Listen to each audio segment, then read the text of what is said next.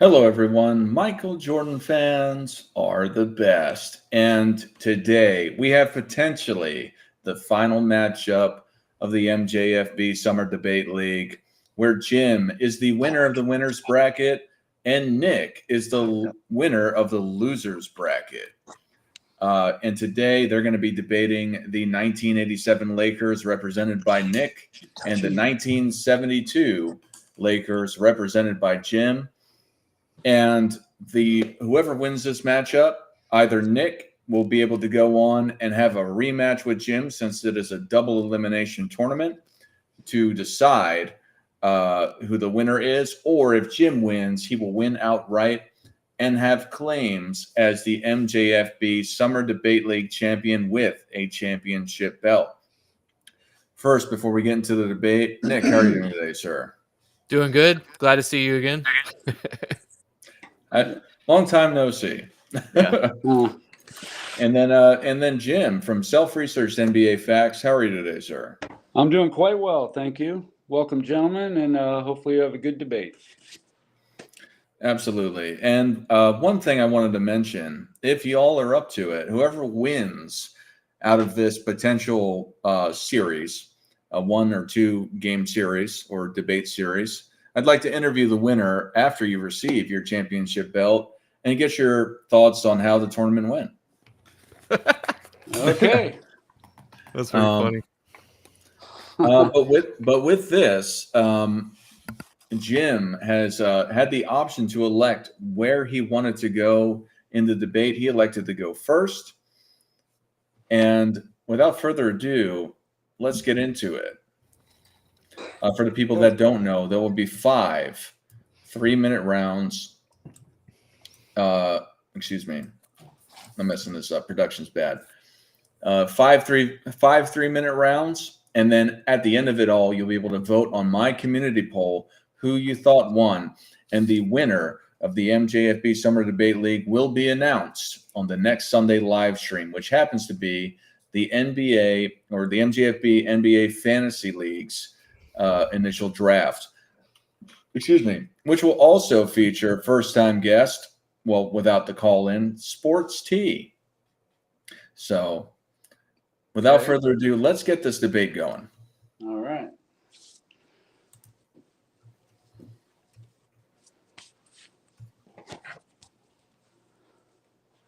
Three, 2, 1. All right. 72 Lakers versus the 87 Lakers. For me, I think it's not super close, but both teams are definitely great teams. The 72 Lakers stand out for a couple of reasons.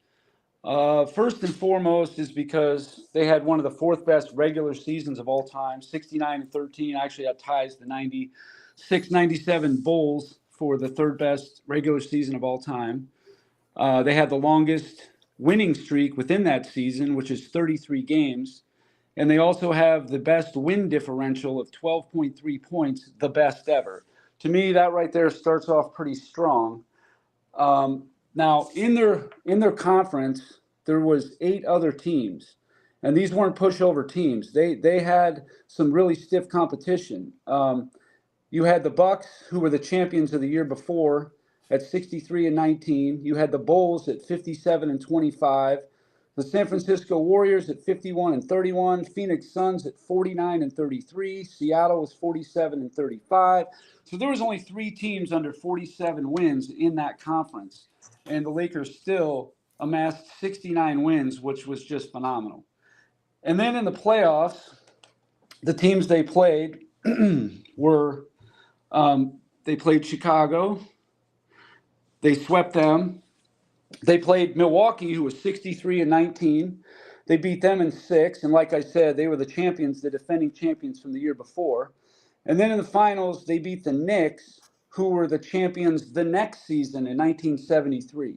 So it was a pretty remarkable season. Jerry West finished 2nd for MVP. Wilt Chamberlain finished 3rd for MVP. Gail Goodrich had his best season at 25.9 points per game. He was also an all-star. All 3 of those players were all-stars. The amount of talent on that team, it was just staggering. Jim McMillan, who was more or less the fourth best player, I guess you could say, was giving you 18.8 points per game. And then you had Happy Hairston, who was giving you 13 rebounds and 13 points. And he's basically your fifth option. And then you had another guy, Flynn Robinson, coming off the bench as your sixth man. And he was giving you about 10 points a game. He was an all-star just a couple years before that. So their team was just stacked up. And like I said, this wasn't a season where it was a weak conference or anything like that. They had to earn it. It wasn't a bunch of weak teams at all. Like I said, you got 5 of the 8 teams winning 47 or more games. You're going to find that's one of the stronger conferences of the whole 70s, for that matter. So that needs to be recognized 3, right away. 2, 1. Yeah, as always, no disrespect to any players or teams or errors. I always have to say that just to cover my ass. But yeah, this is so this will be the first time that I'm debating someone who doesn't have where I rank people on their list, and I don't have the team he has ranked on my list either for the top 5. So I did find that a little interesting. That's the first time that's happened in this tournament for me, where neither of us were even had him on our list comparatively. Also, if I accidentally get 72 and 87 wrong, if I say something, if I get them backwards somewhere along the way, please don't kill me. But yeah, so again, with kind of these very big, greatest of all time debates, I do find bean counting or kind of a statistical approach, while important and is part of the formula, I don't think that's what separates these choices and these rankings we make when we get to rarefied air. And so largely, I kind of see these teams a little similar, right, in the grand scheme of things. Both first in offensive rating, both had the best record. I kind of see a Kareem and Wilt. You kind of have a Gale and Worthy. You kind of have the Magic and West, right? And on paper, they're just obviously two very amazing teams, right? But there are two key differences, right? I'm just going to get to the point of why I would put one above the other, correct? And first of all, one of the main things, and he kind of brought up this great regular season, and obviously they had the great win differential. I think they had a +1 in the net rating over the 87 Lakers. Is that this was the only one this group of guys won. And I know that's kind of a knock on West and Wilt that you hear a lot, but this 87 Laker team was on their way to win their 4th of 5 rings, and they would go back to back the following year against the Pistons, right? And they had already done it 3 times before that. And when I understand this is supposed to be a year-by-year snapshot of a team in a vacuum, correct? But if we're going to talk about being battle-tested, if you're going to talk about living up to the moment, things of this nature, the intangibles of a team, the 87 Lakers had simply proven it way more than the 72 Lakers ever had, and by a country mile in terms of showing up in the biggest moments. So I wanted to say that. The other thing as well, he was getting to the statistics of the players, and I'll get into it a little more in the next round, is I do think the 87 Lakers were a player or two deeper than compared to the 72 Lakers. Everyone on the 87 Lakers essentially shot 50% or better. Only Wilt shot 50% or better on the 72 Lakers. 3, You had 7 1. players average double digits in the regular season and 6 in the playoffs. Okay. Yeah, that might be true about the field goal percentage, but when you look at what the Lakers had to deal with, I mean, they really only had one team that was of any worth in the West. That was the Dallas Mavericks, and they got upset in the first round. And I believe, I could be wrong about this, it needs to be fact-checked, but I think the Lakers, since '84, when they started doing 3 rounds of the playoffs before the finals, had the easiest run of all time. In fact, the best team that they played and beat was in the first round, the 42-40 Denver Nuggets, I believe. Oh no, 42-40 Golden State Warriors. So they had the easiest run imaginable. And the team that they played in the finals, the 87 Celtics, well, they weren't exactly the team of the 86 Celtics, or even in the whole 80s for that matter. In fact, that was only the second time that Boston didn't win 60 games in the Larry Bird era. The other time was in '83 when they only won 2 games in the playoffs. And they were obviously on the decline. Boston just went through a 7-game series with Milwaukee, a 7-game series with Detroit, which they easily could have lost had Isaiah not thrown that bad pass to Bird, the famous one where the guy says underneath the DJ, lays it in. That easily Detroit could have beat Boston if it wasn't for a bad play by Isaiah. So I think the Lakers were very lucky in that particular season. They were a great team, no doubt. But again, we're only looking at the 1 year of 1987. So, I hate to say it, but what they did the next year was irrelevant. But if we're going to look at that, the year before in 86, they got upset in 5 by a Houston team that was vastly inferior to them record-wise and personnel-wise. But in that particular year, the only real tough series they had was in the finals. And like I said, Boston narrowly escaped 2 back-to-back 7-game series. They were ripe to get beat, no doubt about it. And the Lakers just steamrolled everybody in 72. I mean, they were clearly the best team. And the Bucks in 72 were basically just as good as they were in 71. What's the difference? They won 66 games in 71 and 63 in 72. The difference is they went 4-1 against the Lakers in 71 and 1-4 against the Lakers in 72. That was the difference. They were essentially the same team. Just the Lakers in 72 were better. They just had a better team, and they beat them in 6 games. And the Lakers, they had no easy road at it at all. Like I said, a 57-win Chicago team in the semifinals. I mean, that's pretty strong to play in the second round. And the Knicks, like I said, they won the championship the following season. So they're playing a lot of teams of championship pedigree. Yeah, in terms of, they both had the number 1 strength of schedule in the regular season. I do agree with you that in the 80s for the Lakers, perhaps the road to get to the finals was a little easier than most. And while that's true, the reason why I brought up them winning 5 rings with that group of guys, with that core group of guys, is because I wanted to kind of put some oomph behind the fact that they had beaten good competition in the biggest moments. Remember, they did show up and win, and that's really ultimately what matters. Unfortunately, you have to play who you have to play, right? We don't hold it against the Rockets, really, that Jordan retired and he wasn't there. You can only play who's in front of you, right? And with that being said, the reason I'm kind of trying to rain on your parade a little bit here is that I feel like the 87 Lakers were the rule and the 72 Lakers were the exception. The winning one with that group of guys, while that season was great on paper, and again, the things that you have pointed out statistically with who they faced and their kind of winning percentage and their winning margins, very impressive, right? It's just unfortunate they only did it for that 1 year, and it just leaves a doubt in the back of my mind that were these guys really that good? Were other teams off? Did they get lucky? Is it the exception of the rule? I know that, again, like we said, we're only arguing the year by year in a snapshot, and I'm kind of going out of bounds by bringing that stuff up. But it is part of my argument that we're talking about a 5-time winning 87 Laker team with that core group versus a 1-time 72 winning Laker team with that group. And again, one of the things I kind of want to bring up with the personnel, and I kind of left off on the last round, that I think this team is a little deeper, and I brought up the efficiency and the fact that the 87 Lakers had a lower pace of play but a higher offensive rating, while the exact opposite was true for the 72 Lakers.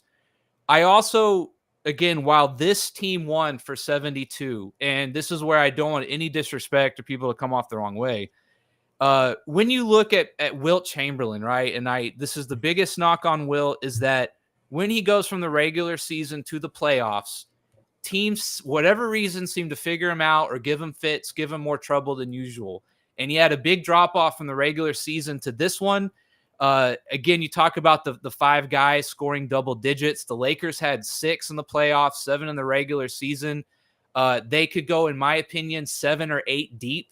Once you get outside the top 5, the starting 5 of the 72 Lakers, there's a drastic fall off in terms of guys giving actual production on the floor compared to the 87 Lakers. Well, the sixth man, Flynn Robinson, averaged, I think, 9.7 points. So, I mean, it's kind of splitting hairs at that point.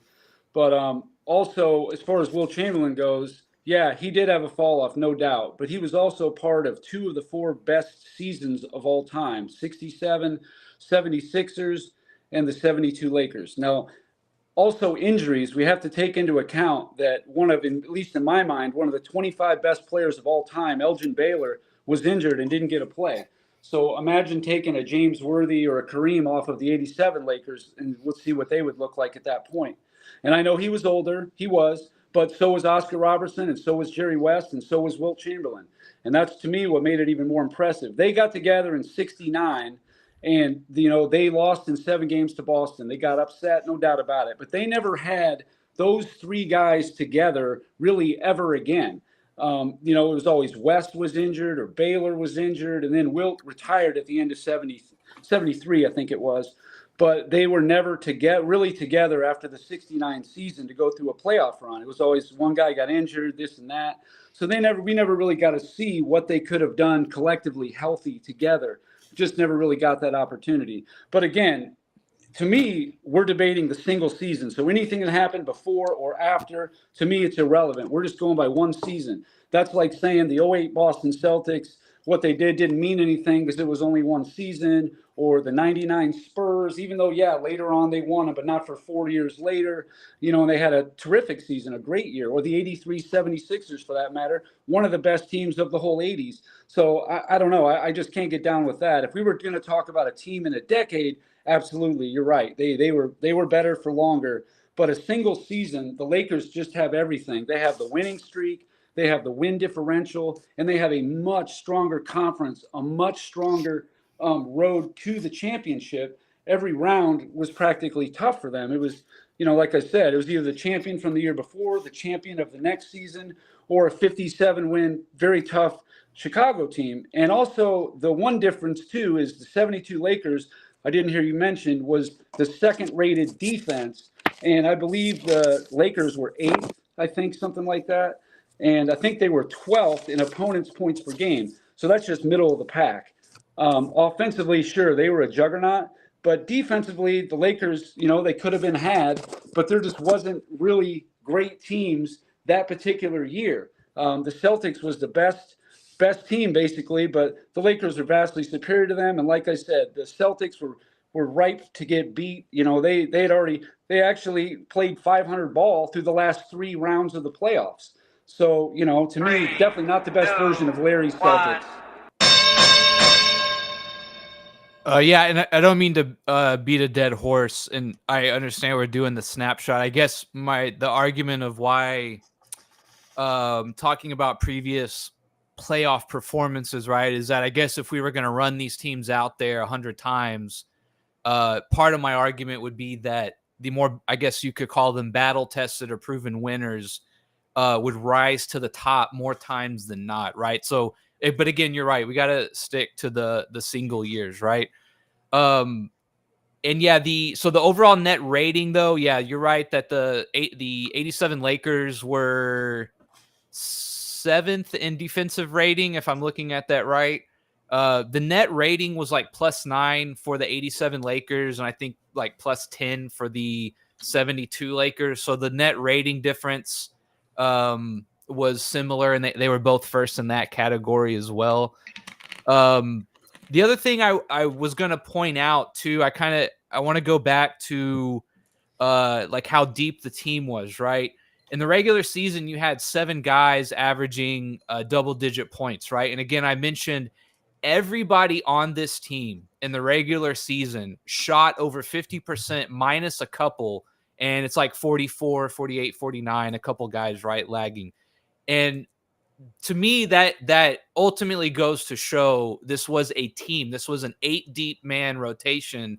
Anybody could come in, get double digits.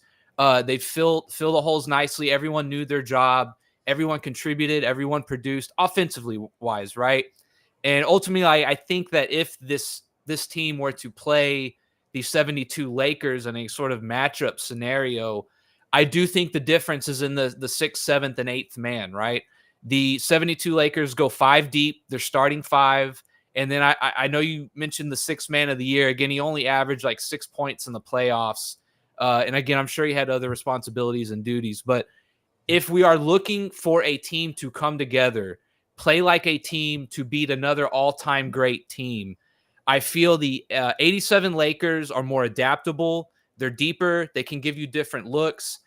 Perhaps the defensive end leaves you a little bit wanting, but I think with the matchups, I mean, who's going to guard Magic? I feel Kareem, slightly older than Wilt comparatively at that time, Kareem, I think, can not stop or slow down Wilt, of course, but he can do okay, and he can maybe get a draw a couple games in a series right between them. Michael Cooper, a defensive specialist. Again, AC Green, even Kurt Rambis is a serviceable backup center, right? And if anything happens to that starting five, like you said, whenever Elgin got hurt, I think they fall off drastically. Well, I just think the 87 Lakers also navigated through a pretty weak conference. Not their fault at all. You play who's in front of you, you play who's on your schedule. And a lot of people don't realize that at that time, you didn't play the schedule you play now, where you play a team in your conference 3 or 4 times. No, you played teams in your conference 5 and 6 times, teams in your division 6, teams in the other division within your conference 5 times. So they had a lot of Golden States, a lot of Seattles, a lot of Portlands, teams that just really weren't that good. So they were able to amass a lot of wins. Where in 72 was a lot different, where you basically played everybody the same. Now, the East was a little weaker, but they weren't horrible by any means. They had the Knicks. There was a few other pretty good teams over there, but the West is definitely where it was at. And like I said, they literally, other than if you take away the first round of the 87 Lakers, who, swept the series, they had the same record. They were 12-3 in the last 3 rounds of the playoffs. But the major difference is the Lakers of 72 just had a much tougher road than what the 87 Lakers had. And I understand about the team was deeper and they won this year and that year. But to me, that part of it's irrelevant. It's about what did they do in that particular year. I mean, why do people say the 01 Lakers are better than the 2000 Lakers? The 2000 Lakers won 83 games. The 01 Lakers only won 71 games. It's because of the road they had to take and the record that they got to do it. That's why people hold the 01 Lakers in such high esteem. And I just think, without beyond a shadow of a doubt, the best team in the 70s, nobody can really argue, is the 72 Lakers. Like I said, they got all the records, they got everything. But the 87 Lakers, it could definitely be disputed if they're the best team of their decade. I mean, hell, the 89 Pistons were a very good team. The 83 76ers swept the Lakers. And then Boston in 84, Boston in 86. I'm just saying there's a plethora of other teams in the 80s that you could lay claim to who was the best of the decade. But clearly the 72 Lakers were the best team of the 70s, just had it all. They had the offense, they had the defense, they had 2 players, first team all defense. They had a first team All NBA, second team All NBA, and then they had Gail Goodrich, an all-star averaging 26 points a game. And yeah, he didn't shoot 50%. Of course, the game was a little different back then too. The rim's a little tighter and all that, but 48.7 is pretty close. Jerry West shot 47.7, pretty good. And these guys are all shooting mid-80s in the free throws. They're good shooters. And like I said, if Elgin Baylor would have been there all year, I think it would have just enhanced them, and they would have probably had 70-some wins instead of the 69 to end up with, which is still great. 1. That's where we get into the real esoteric rounds. Yeah, I mean, I guess it's a bit of a two-edged sword, right? If you said there were all these other great teams in the 80s, I guess that would lend some credence to there being other great teams. And that's why I brought up the other championships they had won to win 5 in the 80s, right? I mean, it can't be a fluke how good this team is, right? And again, I can't argue against the level of competition that they went up against that year, except for the Celtics in the finals. Very true. Again, the years previous, though, they'd beaten the Celtics before. They had, again, this was 4 out of 5 championships. They would go back to back to also beat the Detroit Pistons, who would then go on to go back to back as well. So again, I while I understand it, I also would like to give total context to the other times they had won and against other great teams as well. I mean, their battles with the Celtics are legendary, of course. But yeah, I mean, this is where I've kind of just going to reiterate my point that essentially I think the 87 Lakers were proven winners more so than the 72 Lakers. It leaves a bad taste in my mouth as a fan that they only won one with that group of guys. Elgin Baylor never even won a ring, unfortunately. And it's just, we talk about these all-time great teams, and I guess it's hard to tell me that perhaps a team that went on a three-peat and you pick one of those teams in those 3 years, that doesn't help bolster their claim up against maybe a team who in 1 year caught lightning in a bottle, correct? And kind of eventually got the cherry on top and eventually went all the way to be crowned champions, right? And then they never did it again, either before or after. Just for me, I'm trying to make my plea to the fans that does leave a bad taste in my mouth a little bit when we're talking about these all-time great teams. But everything you said is true. And again, we go with Elgin Baylor, I think only played like 9 games, something like that. He was essentially out the whole year. And again, so if you just go and look at their roster and just kind of look at it on paper, and I know it's not how you should do everything, but they have a 5-man lineup, and in my opinion, largely that's it, right? And so if these two all-time great teams are going to go toe-to-toe 5v5, and in this, again, we largely argue like the margins here to make our case, those 2-3 guys off the bench, in my opinion, is what could sway a 7-game series. You're just trying to get 1 or 2 extra games out of those guys. That's largely, where I make my plea is a battle-tested 87 Lakers and a slightly deeper team. Yeah, I don't envy your position. I get it. You have to bring in outside things like other seasons, because if we're just comparing the one season to the one season, which is what this debate is supposed to be about, it's obvious that the 72 Lakers had better competition. They had better results. And that's really, how do you determine if a team is good? Who did they play? What was the result? What was the ranking? Anything special happened that season, like the best win differential of all time, the best winning streak of all time? And like I said, the 71 Bucks were 66-16. They had the best win differential, and I'm pretty sure they're still the second best to this day. And they only went down 1 point from the year before. This team was stacked. They were the same team, basically. But the only difference was the Lakers, the emergence of Gail Goodrich, the emergence of Jim McMillan for that specific season. They just dominated the whole season all the way through. And that's what we're talking about, the 72 Lakers versus the 87 Lakers. Everything else is just distractions in my mind. But again, the Milwaukee Bucks were an excellent team. They were 63-19. Lakers beat them in 6. They swept Chicago, a 57-25 team, loaded with defensive players like Bob Love, Jerry Sloan, Norm Van Leer, very good team. And the New York Knicks, who they played in the finals, they beat them in 5. They were the champion the following season. So they're beating all these teams with championship pedigree and back-to-back series like this, and just beat the team that had the best win differential ever the year before.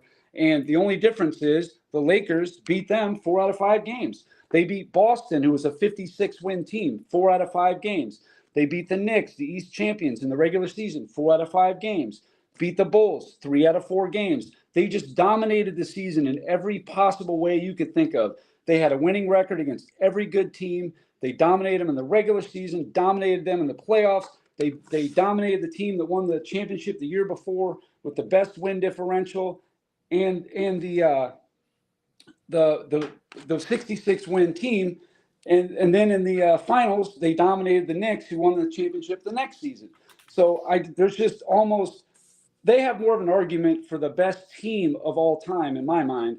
It's either got to be them, maybe the 86 Lakers because of the home record, and the 96 Bulls. It's just one of those 3. The 87 Lakers, yeah, they're definitely a top 10 team, but they're a fringe top 5 at best. I'd put them maybe 6 or 7, but to think they're up here with maybe the greatest team ever, one of them, 1 of 2 or 3 for sure, I just can't get behind that. I understand about the whole decade and all that, but we're talking single season here.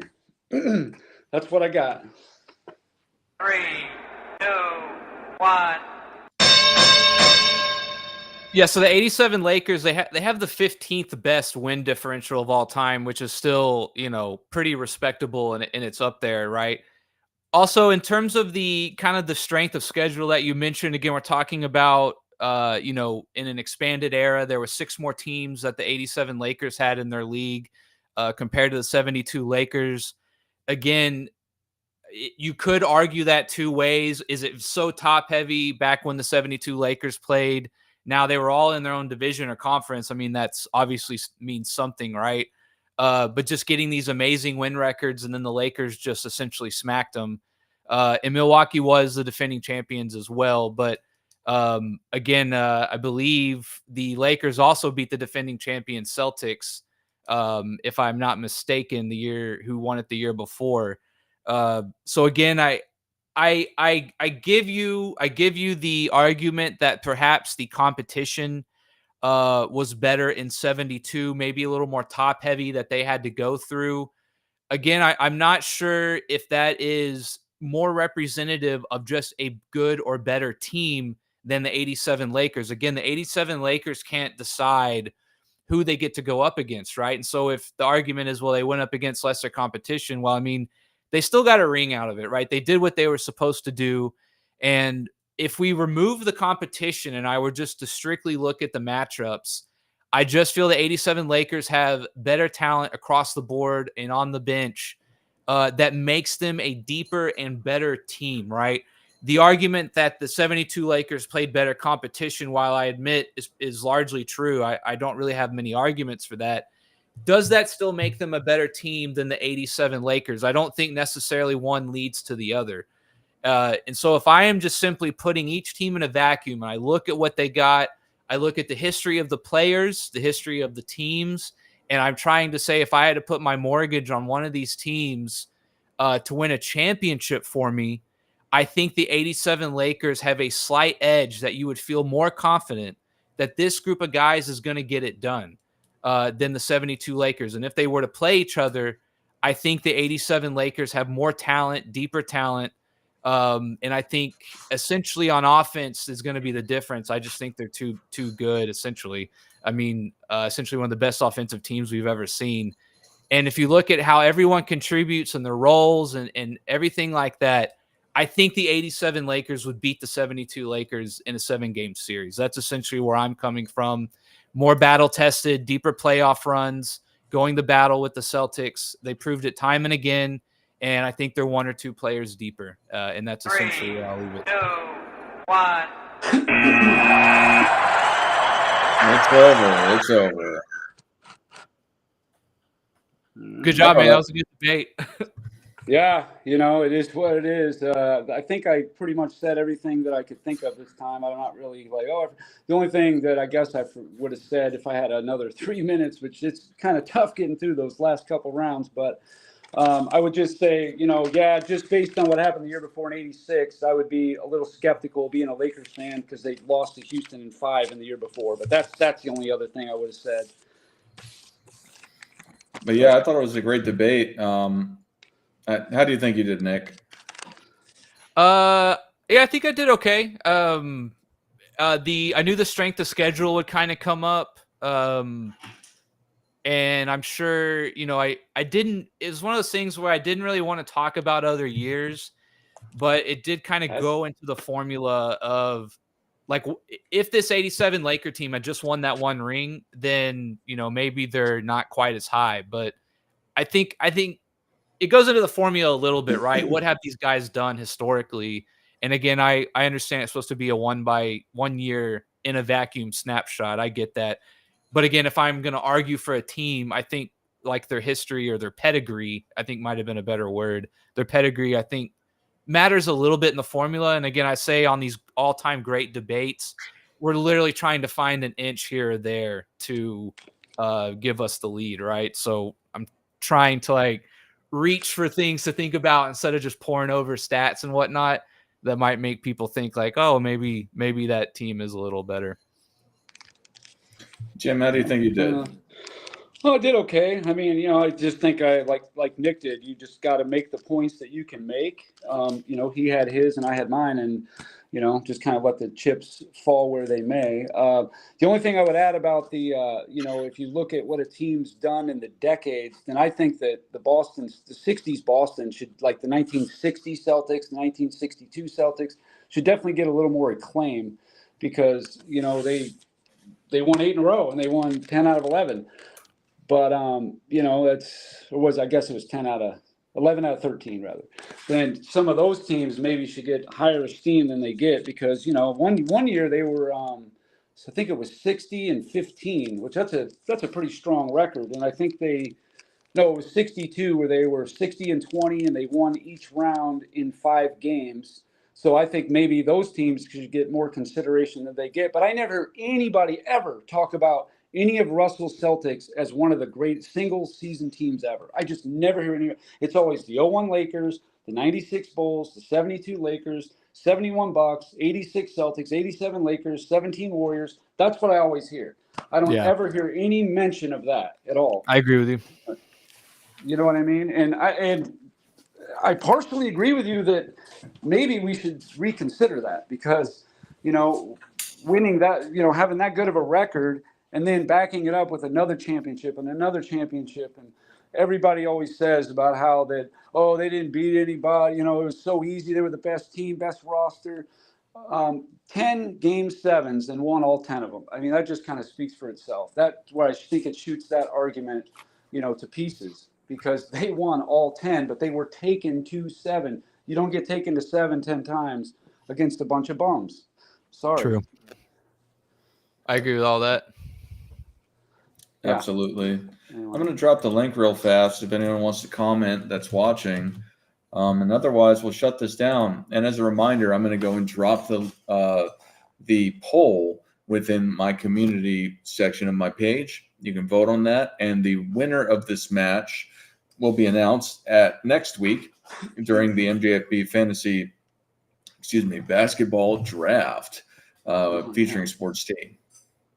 Yeah, what kind of sucks sometimes is like when you make this list, right? You're just thinking about the guys you would argue for, but then when you see who you're going to argue against, like the 72 Lakers, it's just unfortunate that you have to like go after them a little bit as well in the debate, and you kind of have to pick apart. That's why it's people have to understand, like, we are literally trying to argue on the fringes here, right? All of these guys are so close. The eras, you could pick anything you wanted to make the difference, right? So that's the only thing that sometimes I hate is like, okay, I know what I would say for the 87 Lakers, but he's got the 72 Lakers. Okay, well, how do I hate to say it, but like, how do I chip away a little bit at their armor, right? To maybe bring them egg or something like that, which I don't like that mindset, but it just kind of is what a debate is. That's what a debate is. I know, unfortunately, you got to do it. I debated Hoops God against the 94 Rockets. I have so much respect for those 94 and 95 Rockets, but here I am talking about, Olajuwon was the only Hall of Famer, and I'm just, I don't like doing this at all. You know what I mean? But I know what you're saying. But I think really one thing that maybe it comes down to is who did you think was a stronger team? Because the 86 Celtics won the championship the year before, and the 71 Bucks won it. Who do you think was stronger the next year when the Lakers won the title?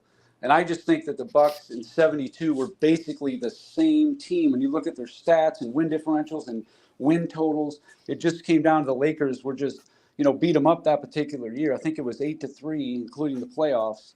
And I think the Lakers swept the Celtics in the regular season and then beat them 4-2 in the playoffs. I think maybe that'd be like the one separator between the two. But again, it's close. And the Lakers of 87 are probably a deeper team.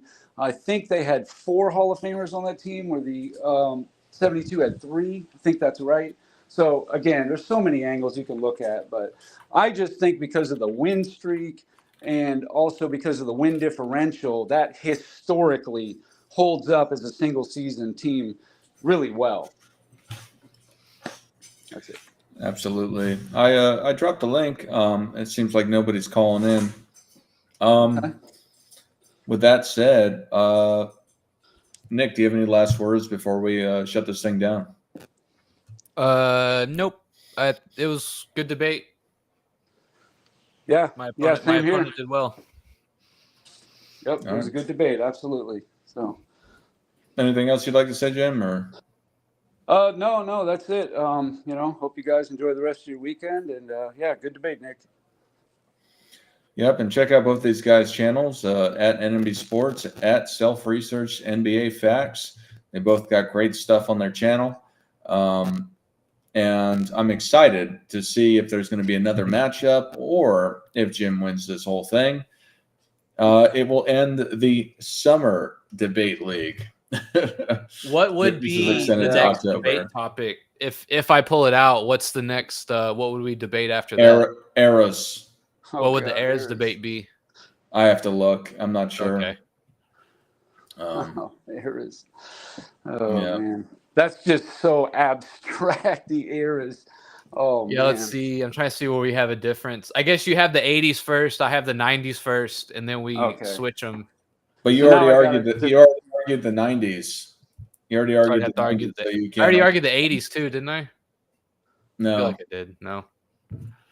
I feel like did I argue an era? I don't know that I did. I don't think I did. I think I argued Bill Russell. I argued Michael Jordan. I argued the 96 Bulls against the 94 Rockets. And then I argued the 01 Lakers against the 17 Warriors. I haven't done an era yet. There's a So- self-research NBA Facts person in the background. I don't know. Somebody is called in under the name Self-Research NBA Facts. Oh, really? It could be my phone. Maybe it's just still going or something. That's really odd. Am I still on there somehow? I don't know. It's a That little would be funny. I don't want to let that person in. Yeah, if don't let them in. They're a scammer. Yeah, it's definitely not you. Exactly. Yeah. All right. But yeah, anyway, but yeah, thank you, gentlemen. It was great. And you're both welcome to the whatever I'm going to call the winter version of this, Okay. starting in around Christmas time, to be determined. I will promote it. I will put everything out, and I'm going to poll for some of the rules changes that I'd like to include, particularly with the judging of the winners, having it be more detailed and having more variety, so it's not just one thing that just makes or breaks something. Call outs would be kind of cool. Like if you heard someone say something and you're like, I want to debate that, or that'd be kind of interesting because the topics will run out. What do you mean like call count? out? You mean like Like if counter if I take? heard, if I heard Sports and Written as fans, if I heard Robin say something, he like whatever it is, right? Like he says Jason Kidd's better than Steve Nash or something. I could be like, I want to call out that specific thing or to debate, or something like that. I don't know. It'd be kind of interesting, like WWE style almost in a way. Yeah, Like absolutely. counter a hot take. Yeah, I got what you're saying. Like something you're just like, I don't know about that one. Yeah, that actually would be good. Because the person said it, so obviously they're going to stand behind it. So you already Yeah. got the counter for it. It's like a ready-made debate with the topic and everything. Yeah, that's actually a good one. Yeah, I think it'd be cool. I think it's one of those things where that's why I would ask everyone to do it with me, because otherwise they'd have to do it with everyone and they'd have to learn everyone. You know what I mean? Yeah. That's I the don't know only how you'd issue. set that up. Like maybe have people put down like 3 hot takes or something like that. I don't know how it would work. Oh yeah. Oh, okay. Yeah, that's a good way. It's just I want to challenge one of your hot takes, and it kind of takes over the debate. Yeah. Yeah, I like that idea. Yeah, I think it's a good idea. Anyway, let's stop making sausage and. But yeah, thank you, gentlemen. Again, I thought it was a great debate. I was entertained. I have to say, since it's the end of the MJFB Summer Debate League, some of these debates could have been better. However, this one was a good one. In respect to, I was entertained about how it went. It's and I guess in ways I was entertained with all of them. But like, for example, Rudy Fernandez versus Michael Jordan. I was entertained. Going for the Hail Mary there. I was entertained in a different way. Yeah, Anyway. exactly. Uh, Yeah, it was. But I mean, literally no one agreed with him. Like nobody agreed with him. yeah. I mean, it was just so crazy off the wall. I mean, that's just.